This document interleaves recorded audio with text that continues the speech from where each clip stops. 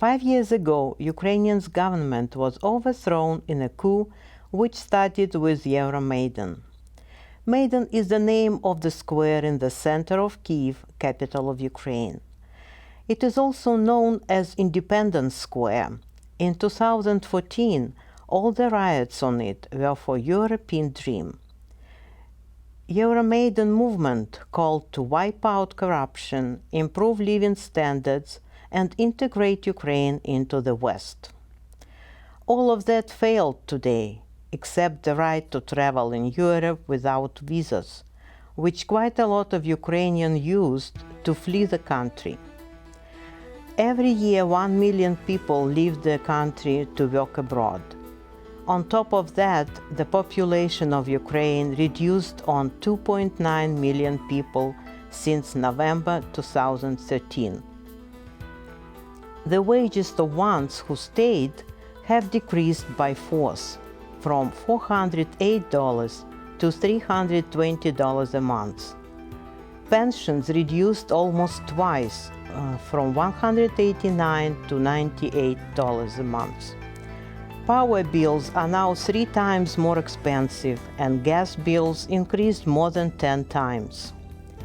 Ukraine's GDP has decreased by a third, from $183.3 billion to $112.2 billion.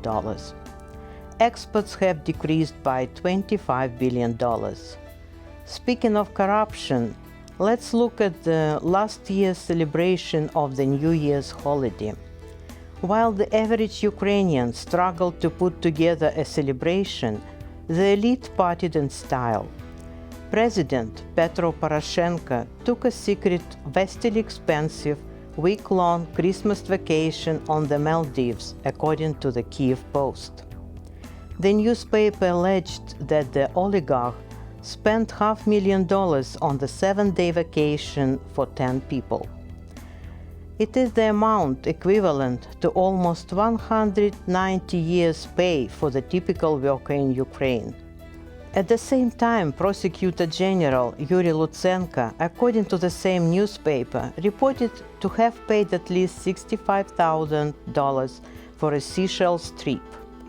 To the astonishing observers, Lutsenko then claimed his holiday was nothing excessive, adding, "This is something a typical middle-class Ukrainian can afford."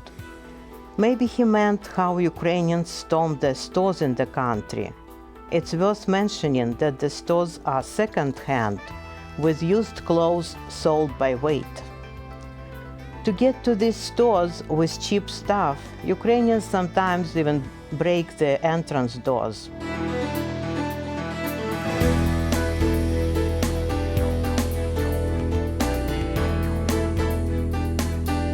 Speaking of integrating in Europe, I assume it's impossible because during these 5 years, according to the magazine The Nation, neo-Nazis and the far-right are on the march in Ukraine.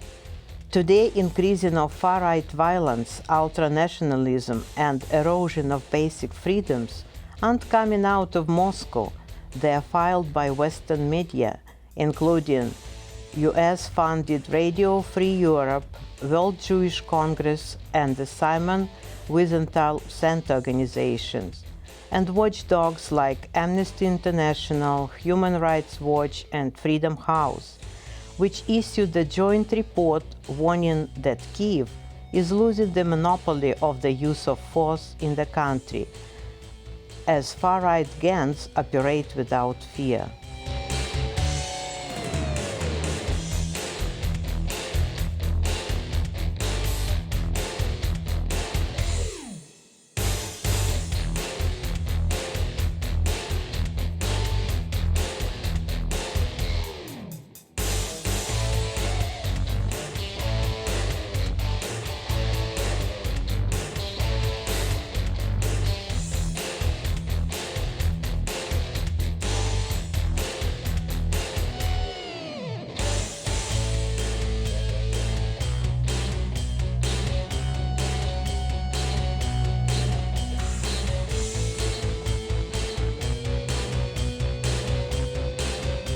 Post-Maidan Ukraine is the world's only nation to have a neo-Nazi formation in its armed forces. The Azov Battalion was initially formed of the neo-Nazi gang Patriot of Ukraine. Andrei Beletsky, the Azov's commander, wrote that Ukrainians' mission is to lead the white races of the world in a final crusade against the undesirable and the Jews. Beletsky is now a deputy in Ukrainian's parliament. Azov's nature has been confirmed by multiple Western outlets, USA Today, The Daily Beast, The Telegraph. They documented Azov's group members' proclivity for swastikas, salutes, and other Nazi symbols. More of it, this group has even camp for kids starting from 8-year-old, where they are instructed how to kill and to hate. To sum everything said, I want to say that before the Euromaidan, Ukraine was 87th according to the World Happiness Index. Today it is 138th. Crimeans call the decision made at the All-Crimean referendum 5 years ago homecoming, because they never separated themselves from Russia.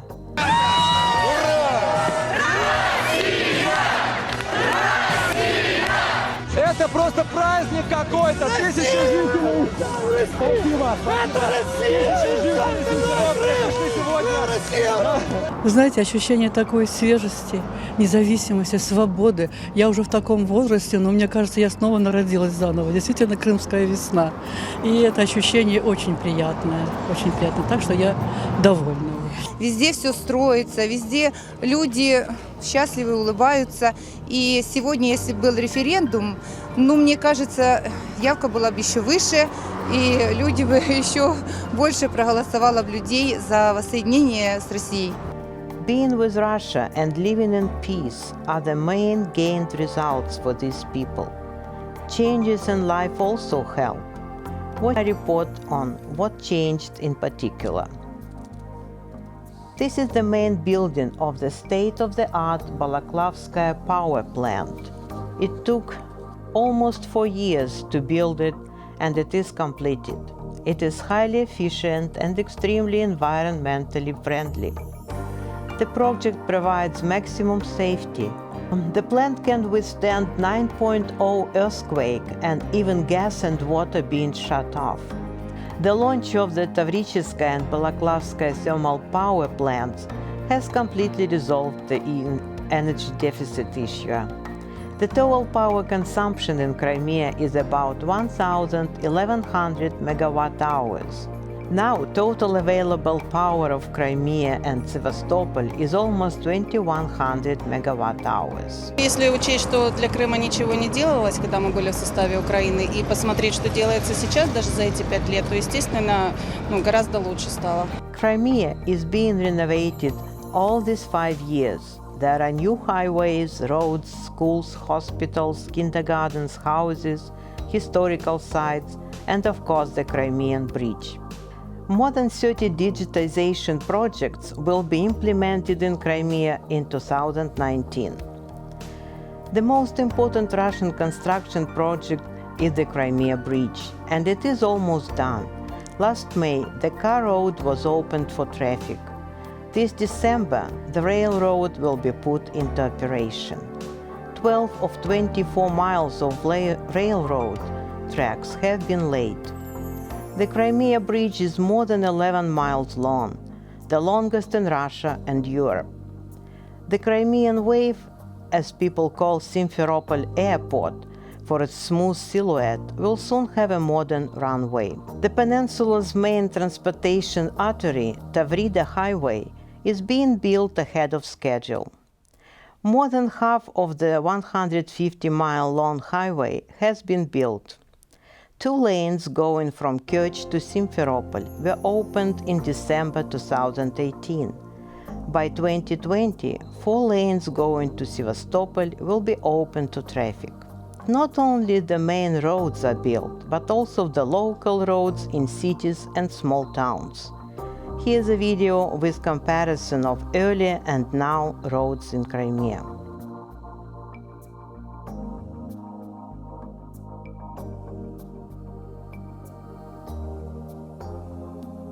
Social infrastructure is also being built at a rapid pace. According to Sergei Aksyonov, the head of Crimea, in the best years of Crimea being a part of Ukraine, the budget was 22 billion rubles. Today, thanks to the federal targeted program, the budget of the Crimean Republic is over 170 billion rubles. When Crimea belonged to Ukraine, farmers didn't get any support. On the contrary, farmers paid 12 million hryvnias, Ukraine's currency, to Ukraine for water. It is almost 30 million rubles. Over 5 years, the Russian Ministry of Agriculture allocated over 9 billion rubles in order to support Crimean farmers. Vineyards also got a new life. According to Yanina Pavlenka, wine company owner, in 2014 the flagship Crimean winemaker was on the brink of bankruptcy. Its paycheck debt alone was more than 60 million rubles. Now it's one of the most advanced facilities. It added in 2014 Russian Spring to its wine flavor collection. In 2019, it is planned to complete construction of the medical center of the Crimean Republican Clinical Hospital. Since 2014, 13 schools and 36 preschool institutions have been built.